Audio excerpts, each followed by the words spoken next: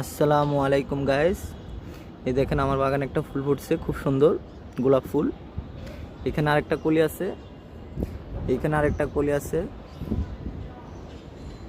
আর এইখানেও আরেকটা কলি আছে। আমি আসলে প্রতিদিন গাছটার যত্ন নিই। এখান থেকে আমি আপনাদেরকে কলম করে দেখাবো, ঠিক আছে? আমার এই গাছে খুব ছোট থাকতেই মনে করেন যে এই ঠাইলাটা বড় হয়েছে আর কি, এটাও বড় হয়েছে। এই দুইটা ঠাইলে আমি কলপ করব ইনশাল্লাহ, আপনাদেরকে ভিডিওতে দেখাবো। আসলে গাছ কিনলেই হয় না, গাছের যত্ন নিতে হয় প্রতিনিয়ত। কিভাবে যত্ন নিতে হয়, কিভাবে কি দিতে হয় আমি আপনাদেরকে দেখাবো ভিডিওর মাধ্যমে।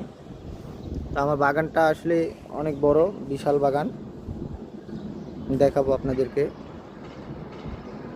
অনেক বিশাল বড় বাগান, বাগানে আমার অনেক কিছুই আছে।